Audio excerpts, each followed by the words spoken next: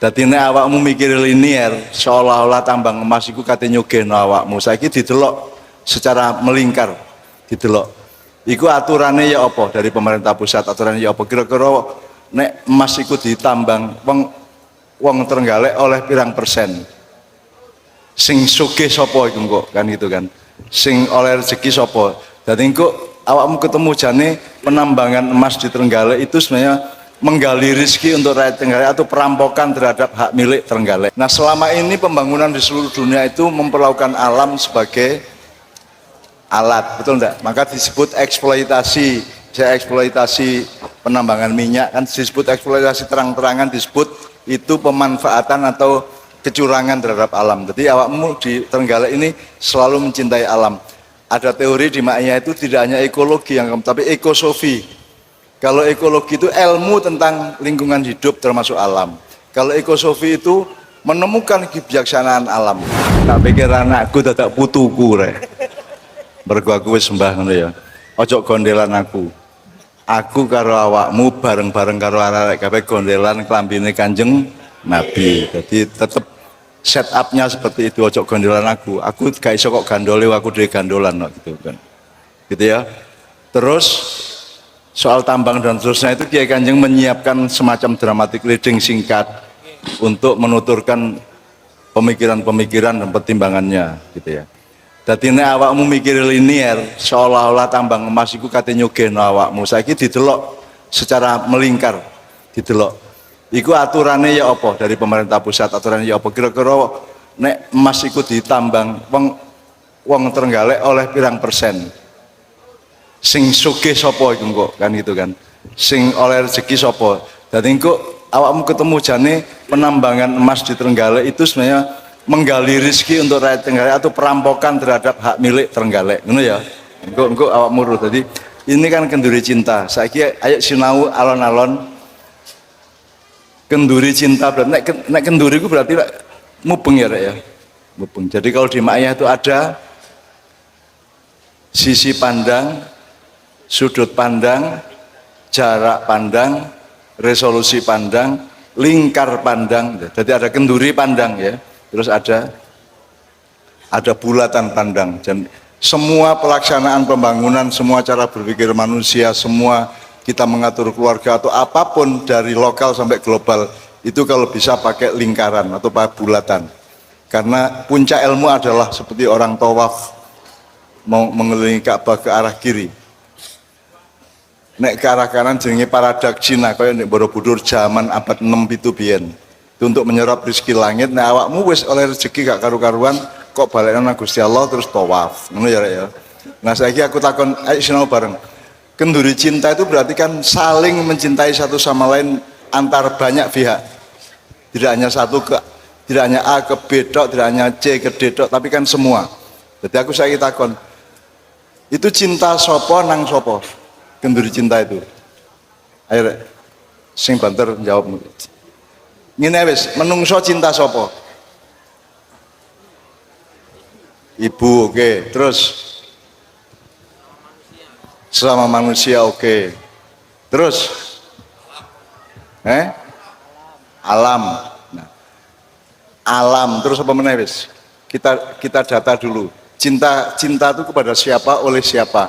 Olehnya dari sisi awakmu pokoknya menungso ngono ya. Cinta karo sapa? Kepada alam, kepada sama manusia, kepada ibu yang khusus ya, kepada hewan, binatang, lumayan iki. Jadi kira-kira kok cacakmu ya. Ya, nek kodok kira Mas ajeng termundi Mas ngono ya. Wedhus barang cacakmu. Jangkrik ya cacakmu ngono ya, karena binatang diciptakan Allah lebih dulu dari manusia. Maka mereka kakak kita. Nek di Ma'iyah gitu itu ya. Terus sapa meneh rek kau cintai? Rasulullah, jin ya kau cintai. Jadi jin duduk musuhmu aja kok lebokno toples. Biasanya lak ditopno aina matakunu, bet ngene kata terus dilebokno botol to. Kon suwe-suwe tak lebokno botol dhewe kapok kono. Sapa meneh? Nomor satu cinta yang utama adalah karena Allah menciptakanmu, karena Allah mencintaimu, maka menciptakanmu dan meletakkan di bumi yang penuh rahmatnya gitu ya. Iya. Terus Sapa meneh? Muhammad sampai sampai pangkalnya yang namanya Nur Muhammad gitu ya. Kalau cinta alam itu berarti nek cinta alam terus kok apa no alamnya mereka kok cintai? Kok rambut dijaga, dijaga apanya? Supaya lestari, supaya tidak punah, ngono ya, supaya tidak rusak. Jadi alam itu temanmu, saudaramu apa alatmu? Alam itu alat kesejahteraan manusia atau teman untuk sejahtera. Nek kamu mencintai berarti kamu bersahabat dengan alam, betul enggak? Nah selama ini pembangunan di seluruh dunia itu memperlakukan alam sebagai alat, betul enggak? Maka disebut eksploitasi. Saya eksploitasi penambangan minyak kan disebut eksploitasi terang-terangan, disebut itu pemanfaatan atau kecurangan terhadap alam. Jadi awakmu di Trenggalek ini selalu mencintai alam. Ada teori di Ma'iyah itu tidak hanya ekologi yang tapi ekosofi. Kalau ekologi itu ilmu tentang lingkungan hidup termasuk alam. Kalau ekosofi itu menemukan kebijaksanaan alam. Alam itu enggak di luar, termasuk awakmu ke alam sih. Ya tak gak? Irungmu. Nek menungso niku kumpulan dari semuanya menungso, tapi nek unsurnya kan alam. Rambutmu cukul, berarti alam toh. Ya toh? Awakmu ngetengi bojomu mana? Alam toh? Ya tak gak? Itu semua alam. Nah, ekosofi itu artinya memahami dan melaksanakan kebijaksanaan alam, kebijaksanaan. Tadi misalnya Merapi katanya meledos ngekei ngandani taga. Jadi nanti kalau ada apa-apa di Trenggalek itu ya, itu ojo adek ngersula karo Gusti Allah wis ta mesti maring ngono ana rezekine, maring ngono ana hikmahe. Soalnya nek dihitung-hitung cara awake dhewe kudune sing longsor kan Jakarta to. Karepe kene ya. Mbok Jakarta niku tsunami ngono terus entek ngono ya karepe ya. Nek Trenggalek wong gak lapo-lapo wonge ya lugu-lugu gitu. Lapo saya kata dikai longsor barangan ngersula kene, tapi Allah itu punya pertimbangannya lebih bulat, yang lebih tahu secara ruang maupun waktu, sehingga apa yang terjadi hari ini yang kelihatannya itu mencelakakan kita itu sebenarnya merupakan rizki yang masih tersimpan rahasianya. Awakmu apal ta asa antuklihu syai'an bahwa khairul lakum wa asa antuhibbu syai'an bahwa syarrul lakum. Allah mengatakan apa yang kamu tidak suka itu jangan-jangan itu yang baik bagi kamu, dan apa yang kamu suka yang kamu pikir baik belum tentu itu baik, mungkin itu yang buruk bagi kamu. Jadi apa itu kudu terus belajar, kudu terus sinau bareng, harus terus melingkar kayak gini supaya kita tidak salah paham terhadap apa yang Allah takdirkan kepada kita. Jangan khawatir.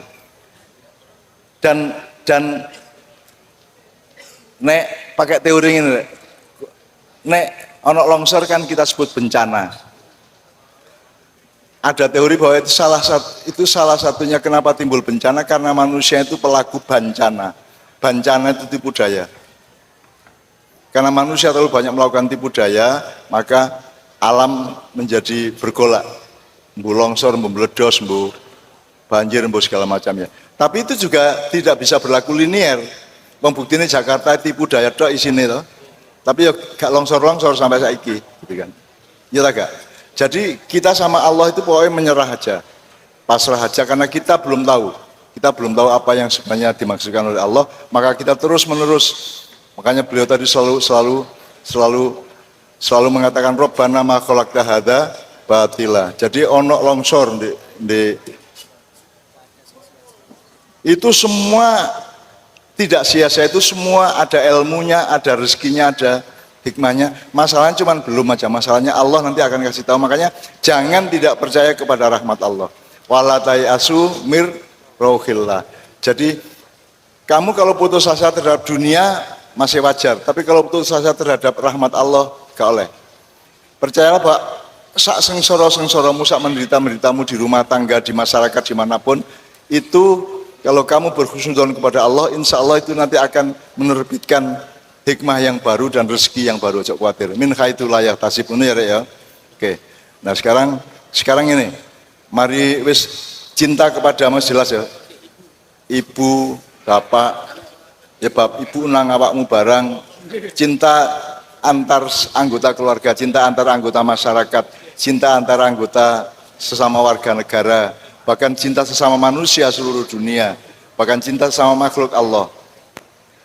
Caramu cinta nang demit ya apa?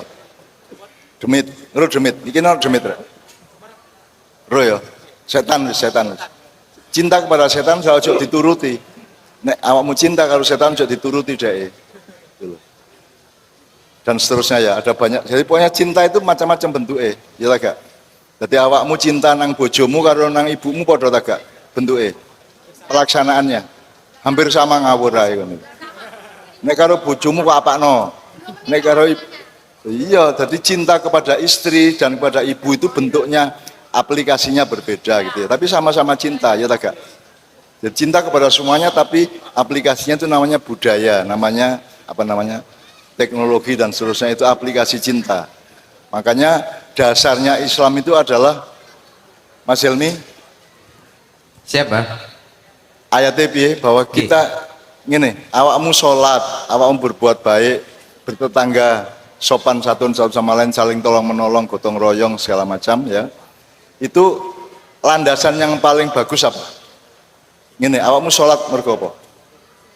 Landasannya mengabdi. Awakmu apa kon kok gak ngampleng wong? Apa kon ngising kon ndek WC kok gak ndek dalan ae? Apa sebabnya? Apa sebabnya kon berbuat baik? Landasanmu apa?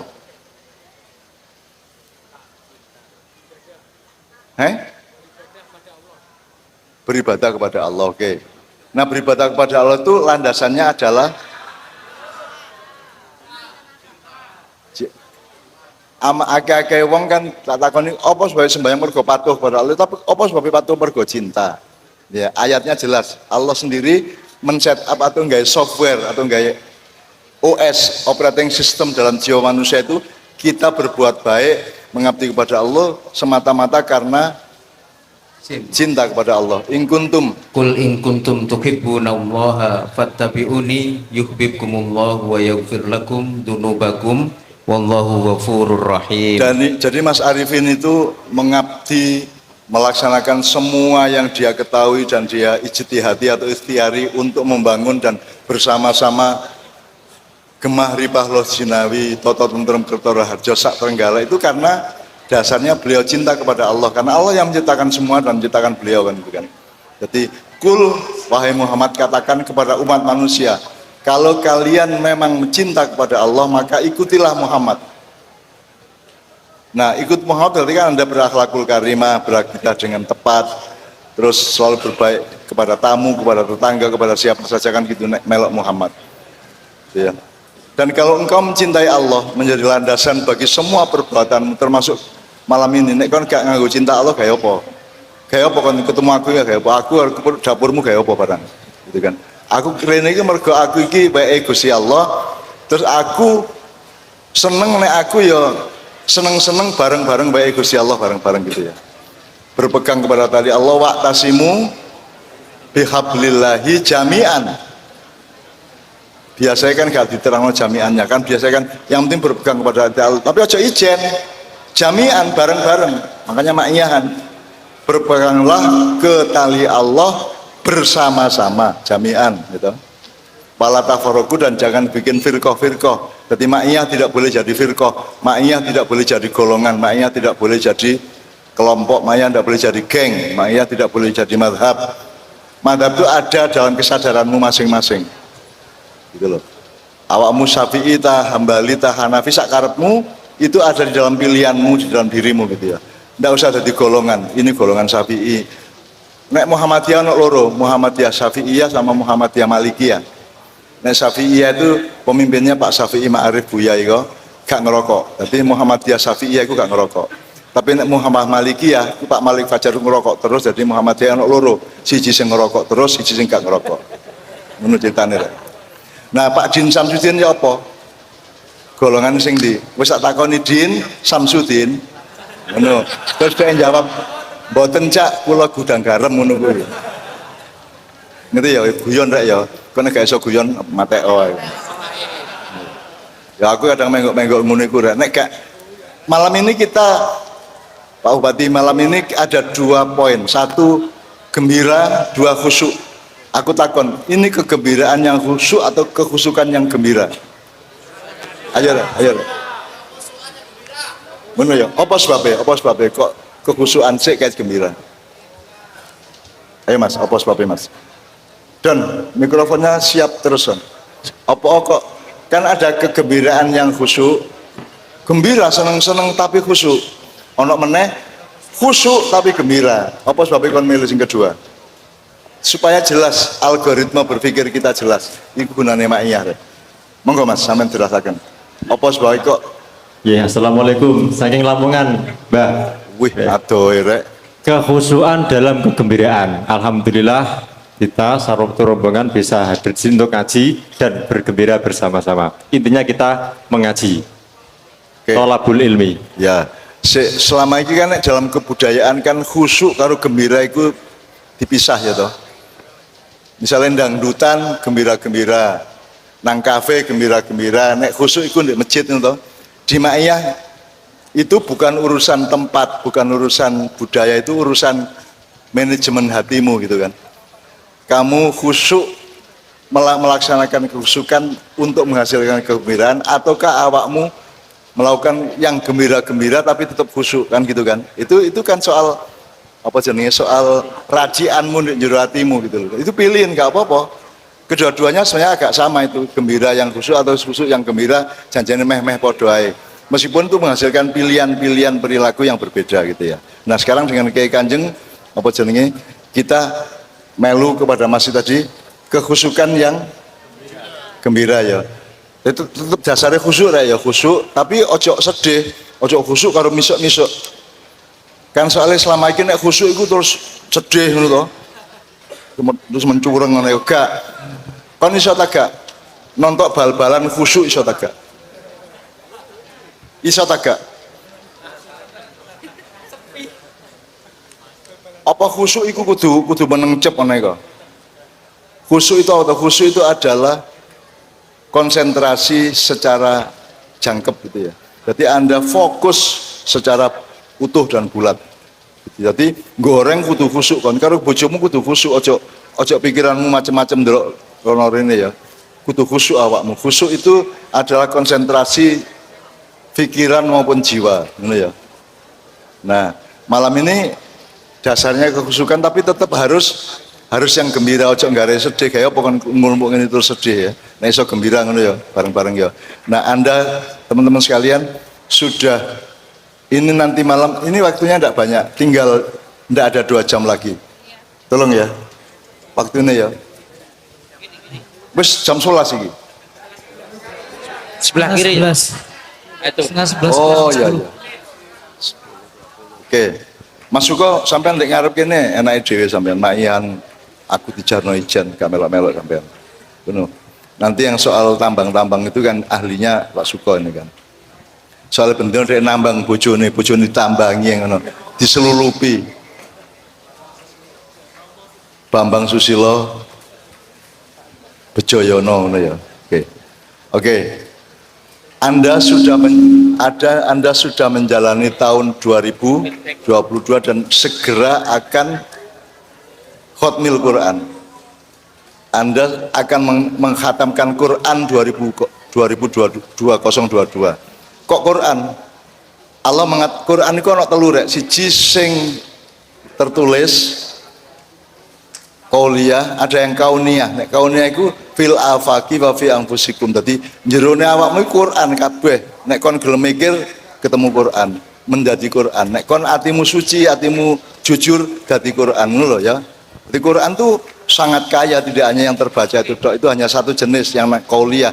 Ada Al-Quran yang kauniyah itu yang fil afaqi di alam semesta. Jadi kau nang barongan, delok nang sawah, turun di gubuk sawah itu ketemu Quran, itu adalah bagian dari Al-Quran yang kamu alami. Dan selama Anda setahun 2022 itu Anda sedang mengolah Quranmu masing-masing dan Quran kita bersama, ya tak? Nah, awakmu saya kate khataman. Udah ya, kate khataman. Sebentar lagi, 1,5 jam lagi Anda khataman, menghatamkan Quran 2022 dan Anda akan memasuki muhasabah baru 2023. Tak dongano awakmu, pokoknya sing cik gempil diwutuhno. Tak dongakno ngono ya rek ya. Sing gurung oleh nggon dikek nggon karo Gusti Allah. Sing gurung rabi kaya bojo. Sing rezekine kurang ditambahi. Gajimu mundak utawa barangnya murah jadi gaji tetapi bisa tetap bermanfaat lebih banyak kan udah. Bebanmu munggah gak apa-apa tapi kekuatanmu ya ditambah. Jadi kan pilihannya bebannya diturunkan oleh Allah ataukah kekuatanmu yang ditambah. Milih deh kan. Ya. Tapi sing nomor siji, beban turun apa kekuatan ditambah? Kekuatan ditambah, sehingga ketika bebannya naik, kamu juga tetap kuat yang itu ya. Oke, jadi pertama yang diolah manusianya, jadi jawabnya kekuatan ditambah ini ya. La haula wala quwata illa ngono ya Rek ya. Tak dongakno kabeh pokoke sing rada peteng-peteng atine dipadangno. Apa meneh sing bingung nentokno masa depannya mulai dikai hidayah oleh Allah Subhanahu wa taala. Sing keluargane rada gak rukun dirukunno kalau dalan rukun. Oleh amin nemen khusuke iki Mang. Berarti kon rada gegeran karo bojomu kon ya. Kok teko omah urung-uringen bojomu. Sampeyan sedang ana cak nun pancet ae ngono ya. Tapi gak apa-apa Rek. Waduh, mewujudkan mimpi. Ngono ya. Dream come true. Ya. Tapi nek gelut karo bojo itu asal kadarnya tidak terlalu tinggi itu namanya love hate relationship. Love itu cinta, hate itu benci. Jadi di dalam cinta itu selalu ada unsur benci juga. Tapi di dalam benci itu aslinya adalah cinta. Jadi cinta hanyalah benci hanyalah cinta yang disakiti gitu. Mulane aja ngelarani bojomu, ojo bojomu ngelarani awakmu, cek cintane gak dadi benci, ngono ya. Jadi benci itu ndak ada. Benci itu adalah cinta yang dilukai, ngono ya Rek ya. Iku filsafat iku, filosofi iku. Janjane ngono temen yo gak ro, yo kadang gak gitu ya. Sak karepmu lah, pengalamanmu dhewe. Makanya saya tidak menceramai Anda karena setiap Anda adalah otentik dengan dirimu masing-masing dan Anda harus menemukan kebijaksanaan hidup masing-masing ngono ya. Mulai saiki tak jaluk Pak Bupati nyun sewu ikut mil Quran bareng-bareng ya. Supaya tahun depan ini merupakan rahmat Allah. Meskipun Indonesia akan mengalami tantangan-tantangan besar secara nasional gitu ya. Krisis keuangan akan terjadi, terus ada banyak sekali kesulitan yang Anda tidak pernah mengalami besok akan dialami. Tapi gak apa-apa kan dia sudah mengatakan kekuatan kita ditambah untuk mengalami kesulitan yang mungkin bertambah. Kita akan tetap kuat dulu ya. Jadilah haula wala quwata wala sultana. Tak tambah ya Rek ya. Iki duduk Quran iki dari Quran tapi iki duduk kewajiban dari duduk makhluk iki anuku dhewe.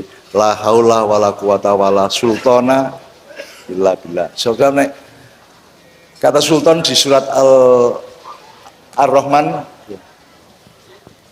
La tanfuduna illa bisultan. Ya ma'syarul jinni ya ma'syarul jinni wal insi in istata'tum an tanfudu min aqtaris samawati wal ard fangfudu la tanfuduna illa bisultan. Jadi ada kuah, ada sultan. Kuah itu untuk default itu artinya pokoknya sing baku pada manusia, tapi ada sesuatu yang sifatnya ekstra, yang custom, sifatnya yang software tinggi ya. Itu namanya sultan. Jadi makanya dicontohkan di situ menembus langit dan bumi. Jadi iso kekuatan yang melebihi kekuatan yang dari sultan itu kekuatan ekstra, kekuatan yang diberikan kepada Anda, kepada kowe, tetapi sifatnya melebihi kekuatan biasa gitu ya. Nah, mudah-mudahan Allah ngasih kuwi ya. Karena tantanganmu akan lebih besar juga no ya. La haula wala quwata wala sultana illa billahil aliyil. Jadi ngono ya Rek ya. Kok gawe monggo gak gawe gak ada masalah gitu ya. Mungkin di dalam kuah dia ono sultan barang gitu. Gusti Allah terserah-serah gitu loh. Masukkan wiritan sampai suwek cangkemmu gitu sampai dilen meripatmu sampai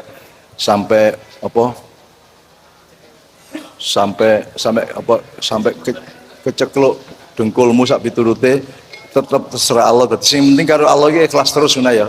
Ikhlas terus, ridho terus. Jadi ridholah kepada Allah. Jangan terlalu sering minta ridho Allah sebelum engkau sendiri memastikan bahwa dirimu itu ridho kepada semua ketentuan Allah, ngono ya. Jadi nomor siji, radiyatan baru mardiyah. Anda sendiri ridho dulu baru mendapatkan ridho, baru mardiyah, ngono ya Rek ya. Jadi ojo ridho Allah sik ojo njaluk sik kon sik sing kudu ridho karo Allah, kait Gusti Allah ridho nang awakmu. Itu ya, ngono ya. Setiap tahap dari ma'yan kita itu selalu menghasilkan ilmu dan pengetahuan baru, ngono ya. Aku takon sik kekno yoyok, mikrofonnya siap di yoyok atau jijit. Iki mang Rek, nek cara do re mi fa sol piye? Notasine piye? Jit apa yo? La mi re mi fa mi re do mi. Jadi iki lagu barat. Aja lali iki lagu barat. Karena do re mi fa sol gitu ya. Meskipun dibunyikan dengan cengkok dan nuansa Arab. Tapi ini lagu barat gitu ya. Dan ini lagu menurut Yoyok ya, Yoyok. Tadi Yoyok ngomong sore-sore kepada saya bahwa Hotmul Quran itu lagu yang sangat canggih. Jadi itu melebihi lagu-lagu pop yang hebat selama ini. Iki pengarangnya gak jelas sopo ya, ya. Melodi ya ini ya. Melodinya tuh sebagai ciptaan lagu itu bagus banget. Ya. Gitu ya, apik banget. Tapi dibikin mudah untuk semua jamaah kabeh wong iso. Padahal ini canggih. Canggih itu artinya complicated. Sophisticated gitu ya. Jadi untuk contoh bahwa di ma'iyah itu semua harus kita taklukkan menjadi mudah karena Allah mengatakan Yehel. Iya, Mbak. Sesungguhnya Allah Wa kana dzalika 'ala Allahi yasira. Bukan yang mana? Allah mengendaki yang mudah tidak mengendaki. Yuridullahu bikumul yusra wa la yuridullahu bikumul usra. Allah menghendaki kemudahan dan tidak menghendaki kesulitan. Jadi sekarang untuk sesuatu yang sukar menjadi mudah itu kewajiban siapa? Berdasarkan ayat tadi. Allah menghendaki kemudahan bagimu dan tidak menghendaki Kesulitan. kesukaran. Berarti kewajiban sapa nek ana angel-angel digampang niku kewajiban sapa? Kewajiban kita toh. Jadi ojo diengel-ngel wong iku urip iku. Dadi bupati kudu gampang nguripe wong sak kabupaten lak ngono. Dadi dosen ojo canggih-canggih sampai mahasiswa gak sing paham. Akhirnya dadi sarjana goblok kabeh misalnya gitu ya. Jadi ayo digampang, mak iya lah gampang saja. Gampang kabeh wong paham, masih tukang becak paham karena Al-Qur'an itu semua rahmat Allah itu tidak feodal, artinya tidak diberikan kepada orang pandai tok, diberikan kepada siapa saja meskipun tukang becak, meskipun wong ngumpok ban, meskipun petani kecil di desa itu semua oleh Allah diberi alat atau alat untuk mengakses Al-Qur'an. Jadi Al-Qur'an harus kan itu gampang. Nah, di ma'iyah kita selalu membuat bukan gampang norek tapi dibikin mudah gitu ya. Padahal di Indonesia kan sering kurung kan ono masalah gampang kok ono wong gampang ayo dingel-ngel gitu. Mosok wis enak-enak angel kok digampang-gampang no. Nah, kita semua kesulitan itu kita coba kita olah supaya gampang untukmu. Jadi kan di ma'iyah kan Anda memahami masalah-masalah yang kelihatannya biasanya merupakan tema yang sangat berat dan mendalam dan complicated, di ma'iyah kan gampang toh. Kamu gampang memahami macam-macam. Karena kewajiban kita adalah menuruti Allah tadi, memahami mentaati Allah. Allah itu menghendaki yang mudah, ojo tingel-ngel gitu. Jadi kau nek bojo-bojo ojo tingel-ngel, njaluk kei ngono ya. Ojo ade macam-macam wis pokoke kayak ono ngono wis. Aku ngono iku wong. Tak kei. Aku rene iki mergo aku iki kepengin gampang no. Awakmu kabeh. Cek uripmu luwih gampang, luwih simpel dan luwih cepet mlebu swarga. Gak Siratal Mustaqim ojo dibayang sing yo apa sing ruwet ngene kok. Pokoke gampang lah. Tidak berarti hidup itu gampang. Hidup itu sangat sulit, complicated dan akeh angele. Mulane Jawa ono jenenge angel-angel gampang karo gampang-gampang angel kan. Nah, itu kita taklukkan supaya sebisa mungkin bisa menjadi mudah itulah apa saja gitu ya. Amin ya rabbal alamin. Nah, saiki ada masalah khusus di Trenggalek, yaitu soal tambang, soal rencana penambangan dari pusat dengan menyewa perusahaan tertentu dari luar negeri ya. Kemudian sudah jelas ditolak oleh Pak Bupati ya. Nah, Pak Bupati kemudian punya rumus Rabbana ma khalaqta hadza batila. Jadi semua kesulitan yang datang semua yang kelihatannya rezeki belum tentu rezeki untuk Trenggalek, semua yang kelihatannya sulit belum tentu kesulitan bagi Trenggalek, mungkin itu kemudahan untuk tahap berikutnya. Jadi Pak Bupati selalu memakai dari pidato di sana maupun di sini tadi, selalu beliau mengatakan Robbana ma khalaqta hadza batilane, Allah ngekei kono apa-apa. Yo. Itu tidak sia-sia, pasti ada maksudnya. Nah, kewajibanmu adalah mencari rahasianya. Kok aku tidak ingin karo Gusti Allah ya. Itu dari soal awakmu, takdire badanmu, awakmu kundat tagak, kerdil tagak, stunting tagak, di Mojokerto wingi ya. Itu semua itu tidak batil, tidak sia-sia. Tidak untuk mencelakakanmu, semua itu rahmat Allah. Cuman awakmu kudu goleki, mergo awakmu menungso wis dikai alat untuk mencari rahmat Allah. Misalnya ada kalimat di antara umat Islam, ikhtilafu ummati rahmah, gitu ya. Perbedaan itu adalah rahmat. Selama ini kan kita sudah pakai itu, tapi kan hanya untuk nutupi bahwa perbedaan ini sebenarnya baik gitu kan. Padahal itu menurut saya itu perintah, itu bukan informasi dari Rasulullah, itu perintah bahwa kalau kamu berbeda, itu kewajibanmu adalah mencari kenikmatan dalam perbedaan itu, mencari rahmat Allah dalam perbedaan itu. Wong awakmu rabi kudu beda. Nek awakmu lanang rabine kudu beda, lanang padha lanang gak enak kok. Harus beda, jadi segala macam itu beda. Maka temukanlah rahmat Allah di dalam perbedaan itu gitu loh. Jadi itu perintah untuk mencari, perintah untuk kreatif, perintah untuk eksploratif, untuk analitis dan seterusnya ngono ya. Jadi awakmu jemaahnya harus selalu berjuang untuk menemukan rahmat Allah, menemukan yang nikmat. Karena itu pasti kenikmatan dari Allah, cuman kini salah treatment, salah konsep sehingga itu menjadi kesengsaraan gitu ya. Padahal itu kenikmatan. Aku stroke ping 4 itu kenikmatan luar biasa. Bayangin aku ping 4 stroke kan kudune wis kayak sorene, aku sih sorene kok. Lebih nikmat mana? Kalau saya sehat walafiat terus rene dibanding aku tahu loro ping 4 stroke 4 tahun terakhir ini terus iso rene, nikmat ndi? Nikmat ndi? Nikmat aku loro tapi sore ini toh. Nikmat ndi? Gak udan karo udan. Prakteknya di Makian. Misalnya ini, son urip, awakmu wis karek ngene wis krungu ya. Nek sone mate, kan kudu ngene to. Ngomong apa cak nunggu? Api endi? Kon ngrungokno tak krungu. Kalau ada son itu krungu.